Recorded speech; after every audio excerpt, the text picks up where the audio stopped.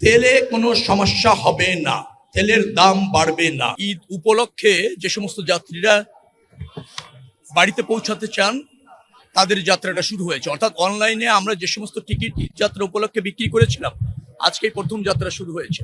অর্থাৎ আজকে যে যাত্রা শুরু হয়েছে এই টিকিটটা আমরা ছেড়েছিলাম 3 তারিখে, 10 দিন আগে। তো সেই ধারাবাহিকতায় টিকিট অনলাইনে প্যাসেঞ্জার পারচেস করেছে এবং আজকের থেকে সেই ঈদ যাত্রা শুরু হয়েছে। আমরা আসছিলাম, এসে দেখলাম যে না, এখনো পর্যন্ত সবকিছু ঠিক আছে। যাত্রীরা তাদের টিকিট পেয়েছে অনলাইনে চাপ ছিল অনেক বেশি, সবাই প্রায় 37 লাখ মানুষ টিকিট কিনতে চেয়েছে আর কি। তো আমরা কত 36,000-এর মতো টিকিট বিক্রি করতে পেরেছি এরকম। হ্যাঁ, আমাদের যে ক্যাপাসিটি আছে অত চাপ ছিল, কারো পেতে একটু দেরি হয়েছে, কাউকে হয়তো একটু ওয়েটিং থাকতে হয়েছে, কারণ একটা টিকিট আপনি বুক করার পর পেমেন্ট করতে আবার 5 থেকে 10 মিনিট 15 মিনিট পর্যন্ত সর্বোচ্চ সময় দেওয়া হয়। সেই সময় অনেকে নক করে হয়তো দেখছে যে বুক হয়ে আছে, এরকমের কিছু তো আছে। কিন্তু সবাই টিকিট পেয়েছে, ফেয়ারলি পেয়েছে। যারা টিকিট পারচেস করতে চেয়েছে সবাই টিকিট পেয়েছে। ট্রেন ছেড়েছে, আজকে 21টি ট্রেন ছেড়ে গিয়েছে, সবগুলি টাইম মতো গিয়েছে। 2টি ট্রেন মনে হয় 40 মিনিট লেট হয়েছে। এটার একটা কারণ ছিল, একটা অ্যাক্সিডেন্টের কারণে বেশ কিছুদিন ধরে 3 ঘন্টা লেট হচ্ছিল ওই 2টি ট্রেন। আজকে 40 মিনিটের মধ্যে আমরা নিয়ে আসতে পেরেছি অ্যাডজাস্ট করে। আগামী 2 দিনের মধ্যে ওই 2টি ট্রেনকে আমরা সময় মতো নির্দিষ্ট সময়ে ডিপার্চার করতে সক্ষম হবো বলে মনে হচ্ছে। সবকিছু মিলে পরিবেশও ভালো। আমি যাত্রীদের সাথে কথা বলেছি, তারা হ্যাপি। তবে তারা একটা শঙ্কা প্রকাশ করেছে যে এই সেবাটা বা এই তৎপরতা কন্টিনিউয়াস থাকবে কিনা, এটা তাদের আশঙ্কা। আমি তাদেরকে আশ্বস্ত করেছি এবং আপনাদের মাধ্যমে জানাতে চাচ্ছি, রেল সেবার যে মান আজকে দেখেছে যাত্রীরা স্যাটিসফাইড, সেভাবে আমরা অব্যাহত রাখতে চাই, যে কোনো মূল্যে, যে কোনো প্রয়োজন। এটা হচ্ছে আমাদের অঙ্গীকার। উত্তর এই সেবার মান আরো বৃদ্ধি পাবে। মাননীয় প্রধানমন্ত্রী রেল আপনার এই সেবা অথবা রেল যোগাযোগটাকে যুগ উপযোগী করে মনোরম পরিবেশে স্বাচ্ছন্দ্যে অল্প সময়ে অধিক দূরত্বে যাওয়ার জন্য জনবান্ধব করতে চান, জনপ্রিয় করতে চান, এবং সে ব্যাপারে তার নির্দেশনা আছে। সেভাবে আমরা কাজ করছি। আশা করছি রেল যোগাযোগ ব্যবস্থাপনার একটা আমূল পরিবর্তন আপনারা দেখবেন ইনশাআল্লাহ। কর্মদিনের তো প্রয়োজন আছে রাষ্ট্রকে সচল করার জন্য। একটা দিন বাড়িয়েছি আমরা ছুটি, একটা দিন বাড়িয়েছি, তো সেটা বাড়ার প্রয়োজন ছিল, একটা দিন কনসিডার করা গিয়েছে।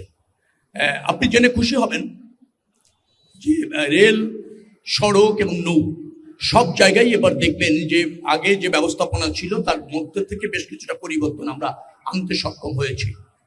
আমাদের এই সেবা অথবা যোগাযোগ ব্যবস্থাপনার সাথে যারা জড়িত তারা বেশ তৎপর এবং সর্বাত্মকভাবে কাজ করছে, সক্ষমতার মধ্যে সর্বাত্মকভাবে কাজ করছে, যার ফলে খুব বেশি এবার আশঙ্কা আমি দেখছি না। আমি মনে করছি মানুষের স্বস্তির মাধ্যমে এই যাত্রাটা নিশ্চিত হবে।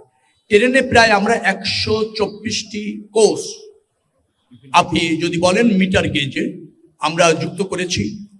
আরো 14টার মতো মনে হয় আমরা যুক্ত করেছি ব্রড গেজে। স্পেশাল ট্রেন আরো প্রায় 5 জোড়ার মতো আমরা যুক্ত করতে সক্ষম হয়েছি। তো সবকিছু মিলিয়ে আমাদের যে ক্যাপাসিটি আছে 36 থেকে 42,000 মানুষকে আমরা এই সেবাটা দিতে পারবো, যাত্রাটা নিশ্চিত করতে পারবো। শেষ মুহূর্তে কিছু চাপ হয়, অনেকে যে কোনো মূল্যে ছাদে উঠে যেতে চান, আমরা নিবৃত্ত করার চেষ্টা করছি, উঠার সব ব্যবস্থা বন্ধ করছি। তারপরও হচ্ছে যদি এমন হয়ে যায় শেষ মুহূর্তে যে কন্ট্রোলের অনেক সব বাইরে চলে যায়, সে যে কোনো মূল্যে বাসায় পৌঁছাতে চায়। আপনি যেটা বলছিলেন 1 কোটি, আমার জানা মতে 1,25,00,000 থেকে 1.5 কোটি মানুষ মাত্র 2 থেকে 3 দিনে ঢাকা শহর থেকে বাইরে যাবে। পৃথিবীর কোন শহরে এই অল্প সময়ের মধ্যে এত লোকের বাইরে যাওয়ার দৃষ্টান্ত নাই। সেরকম একটা পরিস্থিতি আমাদের ফেস করতে হয়। এখানে ব্যবস্থাপনা যতটুকু আছে তার খুব ঘাটতি নাই, কিন্তু আরো ব্যবস্থাপনা, আরো সক্ষমতা, আরো আপনি ধরেন কোচ, বাস, মানে ট্রেনের কোচ, বাস, লঞ্চ, এগুলি প্রয়োজন, এটা ঠিক আছে। আবার যে সমস্ত পরিবহন ইতিমধ্যে এখানে ফাংশন করছে সেটা অনেক পুরনো, আরো নতুন কোচ দরকার। তো সে জায়গায় আমরা মনোযোগী আছি। আমরা চেষ্টা করছি নতুন করে আরো কোচ যুক্ত করা, বাস ব্যবস্থাপনায় শৃঙ্খলাহীন একটা আমূল ডিসিপ্লিন সহ একটা মানসম্মত বাস সার্ভিস নিশ্চিত করা, এ ব্যাপারে সরকার কাজ করছে। আমার মনে হয় একটু সময় যদি দেন, কারণ 20 দিনের একটা সরকার, তো দৃশ্যমান পরিবর্তনগুলি ধাপে ধাপে দ্রুততম সময়ের মধ্যে আপনারা দেখবেন। তেলে কোনো সমস্যা হবে না, তেলের দাম বাড়বে না। বিশেষ করে পাবলিক পরিবহন যারা যেগুলি আছে 15 তারিখ থেকে তারা প্রয়োজন মতো তেল অবাধে পাবে, যতটুকু প্রয়োজন সেটা এনশিওর করা হয়েছে। জ্বালানি মন্ত্রী আমাকে এনশিওর করেছেন, তিনি বলেছেন 15 তারিখ থেকে পর্যাপ্ত তেল পাবলিক পরিবহনে সরবরাহ করা হবে, আর তেলের দাম বাড়ানো হবে না, যার ফলে ভাড়া বাড়ছে না, আর দুর্ভোগ হওয়ার সম্ভাবনা আমি দেখছি না। তেল সংক্রান্ত দুর্ভোগ আমি দেখছি না এই পর্যন্ত। আমার মনে হয় 15 তারিখের পর থেকে রেশনিং ব্যবস্থা এভাবে থাকবে কিনা তার পুনর্বিবেচনা করা হবে। তবে আপনি মনে রাখবেন, সংকট হলে সব জায়গায় কিছু না কিছু ছাড়, কিছু না কিছু সীমাবদ্ধতা চলে আসে। বড় একটা সংকট, আমরা এখন তো সংকট থেকে বেরোতে পারিনি, আশঙ্কা আছে, সংকটের মধ্যে আছি, আমাদের সক্ষমতা দিয়ে আমরা মোকাবেলা করতে চাচ্ছি। একটা সংকট যখন হয় সবাইকে একটু স্যাক্রিফাইস তো করতেই হবে, নিশ্চয়ই জনগণকেও কিছু না কিছু তো করতে হয়। আমরা মনে করছি না এবার বড় ধরনের শিডিউল বিপর্যয় হওয়ার সুযোগ আছে। আপনাকে বলে রাখি, 85 থেকে 87টি লোকোমোটিভ যদি আমরা অ্যারেঞ্জ করতে পারি তাহলে শিডিউল বিপর্যয়ের কোনো সম্ভাবনা আশা করি এই ব্যবস্থাপনায় থাকবে না। ইতিমধ্যে আমরা 78টি লোকোমোটিভ যুক্ত করতে পেরেছি। আরো 2 দিনের মধ্যে কয়েকটি লোকোমোটিভ যদি যুক্ত হয়ে যায়, কোচের সংখ্যা যা বাড়িয়েছি, স্পেশাল ট্রেনের সংখ্যা যা বাড়িয়েছি, এই চাপটা আমরা মোটামুটি চাপ থাকলেও ম্যানেজ করতে স্বস্তির সাথে সক্ষম হবো বলে মনে করছি। আমরা কোনো অবস্থাতে সেটা চাইছি না, নিবৃত্ত করছি, বাধা দিচ্ছি, প্রতিরোধ করছি। এখন ধরেন হাজার হাজার মানুষ এক হয়ে 2-1 জন কোনো সময় সবকিছু অতিক্রম করে তুলে যায়, তাকে আমরা নামিয়ে আনারও চেষ্টা করছি। কিন্তু এই রকমের পরিস্থিতিতে 2-4 জন এরকম শেষ মুহূর্তে যদি উঠে যায়, মানে সেটাকে আপনি শতভাগ একজন লোকও যাবেন না, এই ব্যাপারটা এই জায়গা থেকে এই চাপের মধ্যে এনশিওর করাটা কঠিন। আমাদের সহযোগিতা নেই এবং আমরা সেটা যে কোনো মূল্যে আপনার নিয়ন্ত্রণ করতে চাই। সেখানে যা যা সক্ষমতা, যা যা পদক্ষেপ আমরা সব নিচ্ছি। কিন্তু আমি এই মুহূর্তে আপনাকে হয়তো এই কথা বলতে পারছি না যে একজন লোক কোনো অবস্থাতে ছাদে যেতে দেওয়া হবে না। যদি ওই অ্যাকশনে আপনি যান, সেটাও আরেকটা বিপর্যয় সৃষ্টি করবে। আপনারাও সাংবাদিক যারা আছেন, আমি জানি খুব মানবিক, তখন বলবেন ঈদযাত্রা ব্যাঘ্রিত করার জন্য একজন লোককে এইভাবে বল প্রয়োগ করা হয়েছে, তখন আপনার মানবিক হয়ে যাবেন। এখন শৃঙ্খলার মধ্যে আছেন, শৃঙ্খলা চাইছেন। সহজ যেটা করছেন সেটা তো একটা চুক্তির মাধ্যমে অ্যাগ্রি হয়ে করছেন। এখান থেকে বেরিয়ে আসতে হলে আরেকটা বিকল্পেরও প্রয়োজন আছে। তো সেটা আমরা খুব বেশি ব্যত্যয় কি মনে করছি না।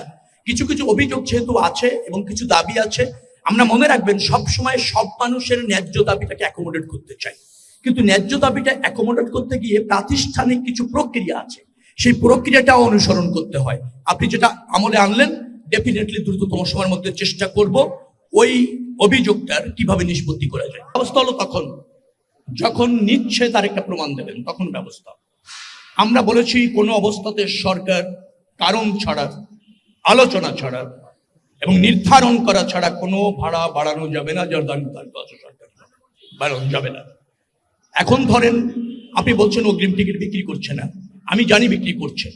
মাঝখানে অগ্রিম টিকিট বিক্রি করা টিকিটও ফেরত দেওয়ার একটা চেষ্টা করা হয়েছিল, আমি সেটা বন্ধ করেছি। তারা বলেছিল তেলের দাম বাড়তে পারে, অগ্রিম টিকিট বিক্রি করলে আমরা তেলের দাম বেড়ে গেলে ওই টিকিটে যাত্রী বহন করতে পারবো না। আমি বলেছি তেলের দাম বাড়বে না, তেল সরবরাহ নিশ্চিত হবে, অতএব টিকিটের দাম বাড়ানো যাবে না, বিক্রিত টিকিট ফেরত দেওয়া যাবে না। তারা এগ্রি করেছে এবং তারা বিক্রিত টিকিট ফেরত দেয়, অব্যাহত আছে। ঢাকা সিলেট সড়কে 6 লেনের কাজ চলছে, কাজ চলমান যেখানে থাকে অন্তত 2টা লেন একেবারে অবাধে গাড়ি যেতে পারবে, গাড়ির গতি কম হবে কিন্তু গাড়ি কোথাও থামবে না, সে ব্যবস্থাপনা আমরা নিশ্চিত করেছি। এবং আমাদের আপনার সচিব নিজে গিয়ে ওখানে ভিজিট করে আসছেন, চিফ ইঞ্জিনিয়ার উনি বারংবার ভিজিট করেছেন, একেবারে নিশ্চিত হয়েছে যে 2টি লেনে অব্যাহতভাবে গাড়ি চলবে। গাড়ির গতি হয়তো একটু কম হতে পারে কিন্তু কোথাও বাধা সৃষ্টি হবে বলে আমার কাছে মনে হয় না। সড়ক যোগাযোগের ওখানে আমরা পর্যাপ্ত ব্যবস্থা নিয়েছি, সব ধরনের ব্যবস্থা নেওয়া হয়েছে। আমি আবার আপনাকে বলতে চাই, যা সক্ষমতা আছে, যা জনবল আছে, যা করা সম্ভব, তার সব ব্যবস্থা নেওয়া হয়েছে। তার মধ্যে দিয়ে এটা আপনাকে মানতে হবে, শেষ করি, যে 1.5 কোটির কাছাকাছি লোক ঢাকা ছাড়বে, সেই জায়গায় একটা চ্যালেঞ্জ হবে। কিছু দুর্ঘটনা অনেক সময় ঘটে যায়, কিছু প্রতিবন্ধকতা, গাড়ি অচল হয়ে যায়, এগুলিকে দ্রুততম সময়ের মধ্যে আমরা ম্যানেজ করার চেষ্টাতে কোনো ত্রুটি থাকবে না, কিন্তু কোনো কোনো সময় এই ধরনের দুর্ঘটনা, অনাকাঙ্ক্ষিত ঘটনার কারণে একটু ব্যাহত হতে পারে, কিন্তু আমাদের তৎপরতা এবং ব্যবস্থাপনায় ঘাটতি থাকবে না। আমি আপনাদের কাছে একটু চাইবো, একটু ধৈর্য, একটু অ্যাডজাস্ট করার মানসিকতাটাও খুব প্রয়োজন ক্রাইসিসে, সেটা যেন আপনাদের থাকে। এই ঈদযাত্রার এই সময়টাতে শুধু আপনি রেলওয়ে পুলিশ না, বিভিন্ন আমাদের যে নিয়মিত পুলিশ যারা আছেন বিভিন্ন থানা ওই অঞ্চলের, তারাও সজাগ আছেন, সক্রিয় আছেন, তারাও সহযোগিতা করছেন। আবার আমাদের হাইওয়ে পুলিশ তো রোডে কাজ করছেন, নৌ পুলিশ আছে আপনার লঞ্চ যাত্রা বা নৌপথে কাজ করছেন। প্রত্যেকটা জেলার আমাদের যে নিয়মিত পুলিশ বাহিনী আছে, আইন শৃঙ্খলা রক্ষাকারী বাহিনী, থানা, তারাও যুক্ত হয়েছেন। আবার আমাদের আনসার যারা আছেন তারা একটা গুরুত্বপূর্ণ ভূমিকা পালন করেন সবসময়ের জন্য, এবং তাদের সংখ্যাটাও ভালো এবং তারা খুব বেশ দায়িত্বপরায়ণ, তারাও থাকবেন। আবার আমাদের মন্ত্রণালয় থেকে বেশ কিছু ভলান্টিয়ার আছেন যারা ওইগুলি দেখভাল করবার জন্য, আমরা কিন্তু নতুন লোক তাদেরকে বিশেষ জ্যাকেট পরিয়ে নিয়োগ করেছি। 500 মিটার পর পরই আমাদের লোক থাকবে শৃঙ্খলা রক্ষার জন্য। এক প্রশ্ন একই হলে আমি বলি আপনাদেরকে, চেষ্টার কোনো ত্রুটি রাখছি না, রাখার সুযোগ নেই। নির্বাচিত সরকার, দায়বদ্ধ সরকার, নির্বাচিত প্রধানমন্ত্রী, নতুন বাংলাদেশ বিনির্মাণের জন্য ম্যান্ডেট প্রাপ্ত দল এবং সরকার, অতএব তাদের দায়িত্ব রয়েছে আপনাদের প্রতি। তবে আস্থা যদি রাখেন আর ন্যায্য সমালোচনা করেন, ত্রুটিগুলি যদি দেখিয়ে দেন, দেখবেন যে না, পর্যায়ক্রমে সমাধান হয়ে যাচ্ছে।